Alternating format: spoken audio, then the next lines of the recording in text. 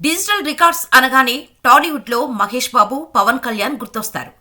ఈ ఇద్దరూ తమ సినిమాల అప్డేట్ ఎప్పుడు బయటకు వచ్చినా పాత రికార్డుల బూజు దులిపి కొత్త రికార్డులు సెట్ చేస్తూ ఉంటారు.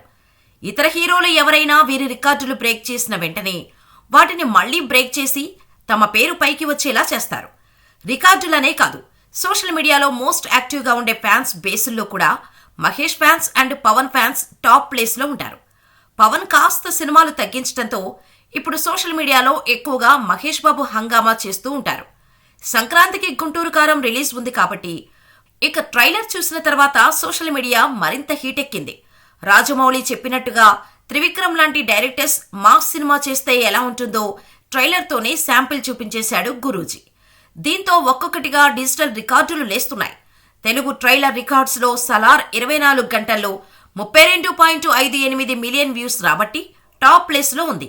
ఇంతకన్నా ముందు తెలుగు ట్రైలర్ రికార్డ్స్లో సర్కారు వారి పాట 26.77 మిలియన్ వ్యూస్తో టాప్ ప్లేస్లో ఉండేది.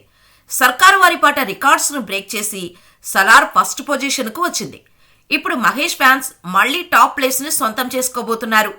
గుంటూరు కారం ట్రైలర్ బయటకు రాగానే మిలియన్స్ ఆఫ్ వ్యూస్తో రికార్డు వైపు దూసుకుపోతోంది. కేవలం 12 గంటల్లోనే 25 మిలియన్ వ్యూస్ రాబట్టి సెన్సేషన్ క్రియేట్ చేశారు.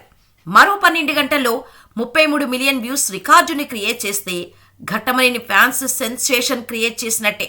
మరి 24 గంటల్లో గుంటూరు కారం ఈ రికార్డును క్రియేట్ చేస్తుందో లేదో చూడాలి. ఒకవేళ సలార్ ట్రైలర్ రికార్డ్స్ ని బ్రేక్ చేస్తే మాత్రం రీజనల్ సినిమాకి సోలో కింగ్ మహేష్ బాబు మాత్రమే అనే విషయాన్ని ఫ్యాన్స్ మరోసారి ప్రూవ్ చేసినట్టే.